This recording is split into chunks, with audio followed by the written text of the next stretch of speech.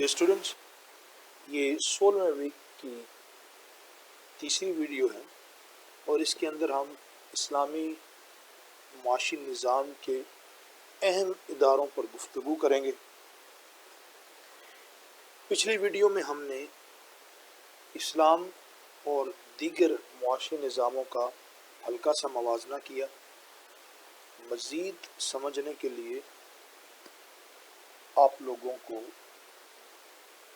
اس کے متعلق تفصیل سے پڑھنا چاہیے اور یہ بہت ضروری ہے، کیونکہ تمام انسانوں کی زندگی، چاہے کوئی کمائے یا نہ کمائے، کاروبار کرے یا نہ کرے، یا وہ دنیا کا بہت بڑا بزنس مین ہو یا ایک عام بندہ جس کی 100 روپیہ دیہڑی ہو یا 200 روپیہ دیہڑی ہو، وہ سب نظام معیشت کے ساتھ جڑے ہوئے ہیں،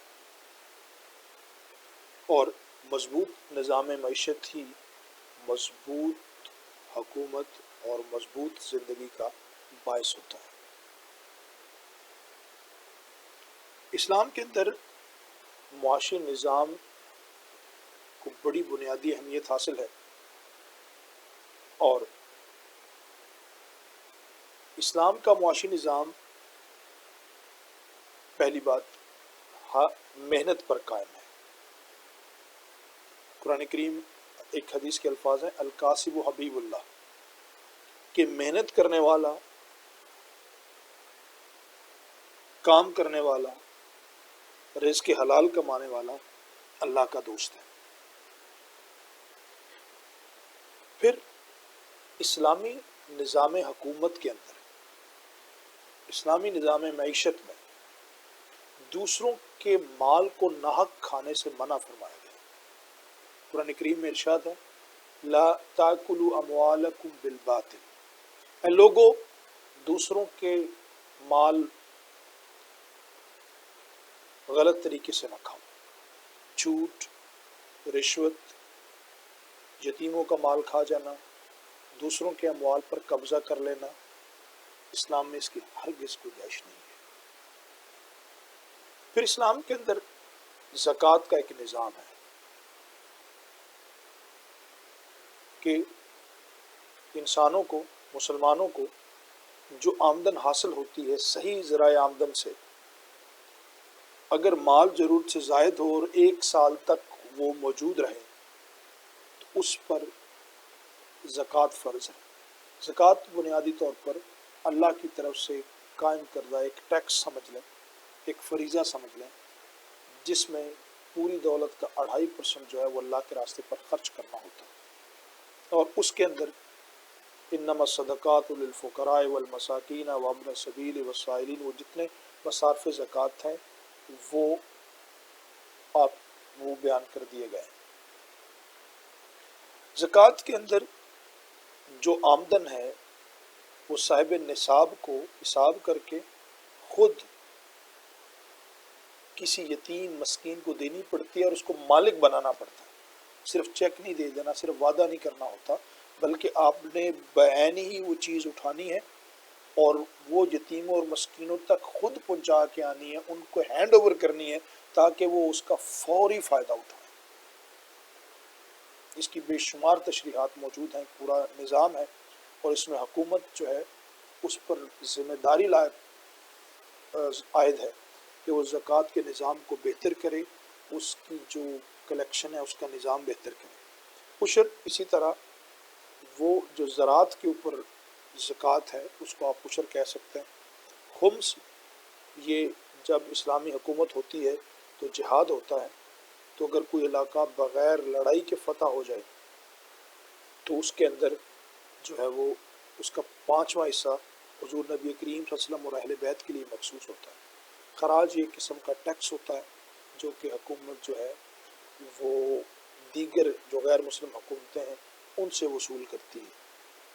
قانون وراثت، وراثت میں اللہ سبحانہ وتعالیٰ نے قانون وراثت کو بڑی اہمیت دی ہے اور کہا ہے کہ کوئی کسی کا حق نہ کھائے۔ اگر کسی نے کسی کا حق کھایا تو قیامت والے دن وہ زمین جو ہے وہ ان کے گلے میں طوق بنا کر بیچ دی جائے گی، اور سونے اور چاندی جو انہوں نے اکٹھے کیے ہیں وہ جہنم کی آگ میں تپا کر ان کی پیشانیوں پر اور ان کے جسم پر ان سے داغا جائے گا. ٹھیک ہے، تو قانون وراثت پورے کا پورا استعمال بیان ہوا ہے. اور یہاں پر ایک بات میں آپ کو بیان کر دوں کہ خاص طور پر عورتوں کو اللہ سبحانہ و تعالیٰ نے وراثت میں حصہ دار بنایا لیکن کم از کم پنجاب میں دیکھتا ہوں کہ زمین میں عورتوں کو حصہ نہیں ملتا. ٹھیک ہے، وہ ایک علیحدہ ڈسکشن ہے. اسلام کے اندر انفاق اور صدقات، وانفقوا فی سبیل اللہ واذکروا اللہ قرضا حسنا، ٹھیک ہے، زکوٰۃ اور صدقات کا ایک پورا سسٹم قائم ہے. اسلام میں جب بھی کسی بندے نے کوئی بیمار ہو گیا، کوئی کسی نے کوئی تو جو ہے وہ قسم توڑ دی ہے، تو کفارے کے طور پر اس کو کہا گیا ہے کہ کھانا کھلاؤ، غلاموں کو آزاد کرو، لوگوں کو کپڑے پہناؤ. تو یہ جو اب اسے جو فائنینشیل پینلٹیز اسلام دیتا ہے تو یہ کس طرح ہے کہ اس سے جو دولت ہے، جو پیسہ ہے، وہ امراء کے ہاتھ سے نکلتا ہے اور غرباء میں تقسیم ہوتا ہے اور فوری طور پر تقسیم ہوتا ہے. پھر اسلام کے اندر قانون، تجارت کے قانون اور طریقے وہ سارے کے سارے بڑی تفصیل سے بیان کیے گئے ہیں. اور موجودہ جو مختلف ممالک کے قوانین ہیں وہ بنیادی طور پر اسلام ہی کی بنیادی اصطلاحات کی آگے تشریح ہے. قرآن اسلام کے اندر سود، جوا، شراب، جسم فروشی، ان جیسی جو انڈسٹریز بنی ہوئی ہیں جن کو مختلف ناموں سے بنایا گیا، جیسے لیزنگ ہے، جیسے انشورنس ہے، پرائز بانڈز ہیں، اور بھی دیگر کئی چیزیں ہیں جو آج کے دور میں موجود ہیں اور جنہیں جدید جو نظام معیشت ہے وہ جائز قرار دیتا ہے اپنے لحاظ سے. اسلام میں چونکہ یہ فرد کو فائدہ نہیں پہنچاتی، یہ کسی خاص فرد، کسی خاص طبقے کو فائدہ پہنچاتی ہیں، باقیوں کو نقصان دیتی ہیں، تو لہٰذا یہ بڑی سختی سے منع. اور اسلام میں اسلامی حکومت، خلافت کا یہ بنیادی فرض ہے کہ وہ کفالت عامہ کا انتظام کرے، وہ لوگوں کی بنیادی ضروریات جو ہیں ان کو پورا کرے، نہ صرف مسلمانوں کی بلکہ مکمل طور پر جو غیر مسلم اس ریاست کے اندر موجود ہیں ان کی کفالت کی ذمہ داری بھی اسلام کی حکومت کی بنیادی ذمہ داریاں ہیں. اسلامی معاشی نظام کے جو مقاصد ہیں وہ یہ ہیں. پہلا مقصد سب سے پہلے اسلام کے اندر وہ آئیڈیالوجیکل ہے کہ بھئی اس دنیا کے اندر انسان جو ہے، جو مسلمان جو ہے، وہ خاص وقت کے لیے آیا ہے، ہمیشہ نہیں رہنا. تو لہٰذا اللہ سبحانہ و تعالیٰ نے یہ مال اور بیٹے اور دولت اور جاگیر، پیسے، روپے، جانور، یہ سارے تمتع ایک خاص وقت کے لیے عطا کیے گئے ہیں تاکہ انسان اس سے فائدہ اٹھائے.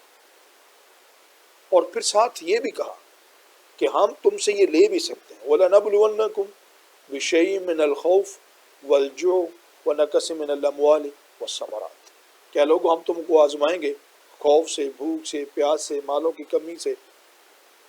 تو یہ ساتھ یہ بھی بتا دیا کہ اگر اس قسم کے حالات آ جائیں تو آپے سے باہر نہ ہو جائیں، سڑکوں پہ نہ نکل آئیں، دوسرے کے گلے نہ کاٹنے لگ جائیں، ایکسپلائٹیشن نہ شروع کر دیں، بلکہ صبر کریں اور کوشش کریں. اسلامی معاشی نظام میں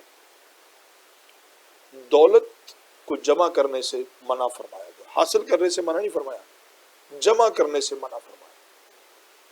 حاصل کریں جتنی کر سکتے ہیں، کاروبار کریں، پڑھیں، تعلیم حاصل کریں، محلات بنائیں، فیکٹریاں بنائیں، سب کچھ بنائیں، لیکن ان محلات، فیکٹریوں کو اپنی زندگی کا مقصد نہ سمجھیں. جیسے قرآن کریم میں فرمایا وَلِحُبِّ الْخَيْرِ لَشَدِيدٌ. کچھ لوگ ایسے شدید ہیں جن کو مال کی محبت بہت زیادہ ہے.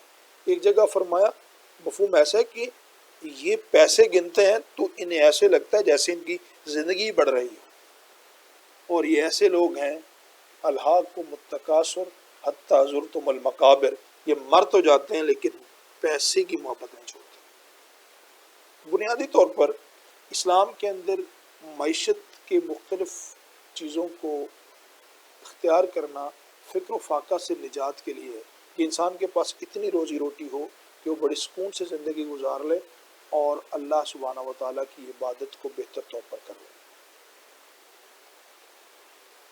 اسلام کے اندر اللہ نے فرمایا کہ لوگوں زیادہ دنیا کا مال و دولت اکٹھا نہ کرو۔ پھر اسلام کے اندر منصفانہ تقسیم دولت ہے کہ اگر انسان کے پاس اپنی ضرورت سے زیادہ ہے تو وہ خرچ کرے، دوسروں کو دے۔ آزادی کا تحفظ، اسلام کے اندر قرض سے منع فرمایا گیا، کیونکہ جب تک انسان معاشی طور پر آزاد نہیں ہوتا تب تک کوئی بھی بندہ صحیح بات نہیں کر سکتا۔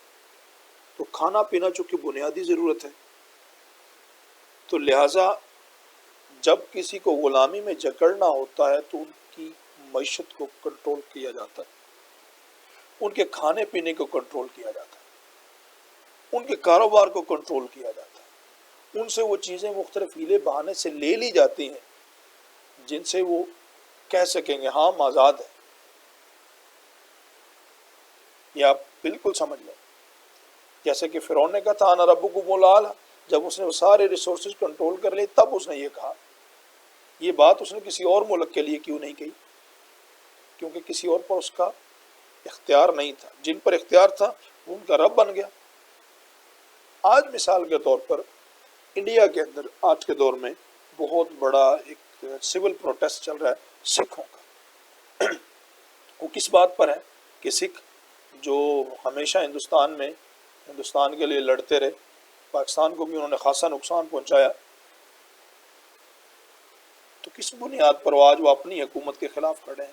اسی وجہ پر، کیونکہ ان کی معیشت کو کنٹرول کرنے کا ہے کہ جب انڈین والوں نے دیکھا کہ اب ہم نے مسلمانوں کی معیشت تو تباہ کر لی، پہلی دلتوں سے بھی ہم نے سب کچھ چھین لیا، جو سکھوں کے پاس جو زمین ہے اور ان کی جو آمدن ہے اس کو کنٹرول کرو تاکہ ہندوستان کے اندر ہندوتوا جو ہے وہ قائم ہو جائے۔ تو آگ چھڑے ہیں وہ اسی لیے کیونکہ انہیں اس بات کا احساس ہو چکا ہے کہ یہ معیشت اصل میں ورسٹ غلامی ہے، اور اسلام کے اندر جو اسباب ہیں، جو ریسورسز ہیں، ان کو ضائع کرنے سے منع فرمایا گیا۔ ضائع کرنے کا مختلف طریقہ ہے کہ بلا ضرورت چیزیں اکٹھی کر لی جائیں، یا جو چیزیں موجود ہیں انہیں بلا افراط و تفریط جو ہے وہ بیان کیا جائے۔ تو ان المبذرین اخوان الشیاطین کہ فضول خرچ جو ہیں وہ شیطان کے بھائی ہیں۔ یہ کیوں کہا گیا؟ اس کی دو وجوہات ہیں۔ ایک تو جو فضول خرچ ہے وہ ضرورت سے زیادہ چیزیں لے کر آتے ہیں اور دنیا کے دوسرے لوگوں کو دکھاتے ہیں، وہ جی ہمارے پاس گاڑی ہے، ہمارے پاس یہ ہے، ہمارے پاس وہ ہے، اس سے باقی لوگوں کے اندر مادیت پرستی جو ہے وہ پھیلتی ہے، احساس کمتری جو ہے وہ بڑھتا ہے۔ دوسرا یہ لوگ خود بھی جو اللہ نے مال دیا ہوتا ہے اس کو اللہ کے راستے میں خرچ کرنے کے بجائے شیطان کے راستے میں خرچ کر دیتے ہیں، تو ایک وقت آتا ہے جب ان کے پاس کچھ بھی نہیں ہوتا تو معاشرے کے لیے بوجھ بن جاتے ہیں، اور یہ جو بوجھ ہوتا ہے یہ خطرناک ہوتا ہے۔ کیوں؟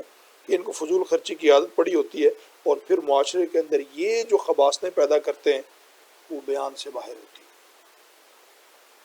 تو موجودہ عہد حاضر کے جو نظام ہے، جیسے سرمایہ دارہ نظام ہے، تو یہ مادیت پرستی پر ہے، آزاد روی پر ہے۔ مادیت پرستی، ہر بندہ پیسے کے پیچھے دوڑ رہا ہے۔ آزاد روی پیسے حاصل کرنے کے لیے جوا، شراب، فوش باتیں، نہ جانے کیا کیا چیزیں ہیں، ذاتی مفادات کا اصول۔ ہر شخص جتنی ملٹی نیشنل کمپنیز ہیں، چیزیں ہیں، وہ ذاتی مفادات کے لیے، ذاتی فائدے کے لیے چل رہی ہیں۔ ٹھیک ہے، مور دے ایکسپلائٹ مور دے گیٹ، جتنا زیادہ ایکسپلائٹ کرو گے اتنا زیادہ جو ہے وہ فائدہ حاصل کرو گے۔ تو انسانیت اس وقت شدید تحفظ کا شکار ہے۔ چند خاندان، چند لوگ، چند کارپوریٹ کی پارٹیز، یہ دنیا کے اندر تمام انسانوں کے جو سوچ ہے، سمجھ ہے، کلچر ہے، عزت ہے، ان کے ساتھ کھلواڑ کر رہی ہیں، صرف ایک اس نظام میں معیشت کے اوپر۔ امید ہے کہ آپ کو یہ چیزیں سمجھ میں آ گئی ہوں گی۔ جزاک اللہ۔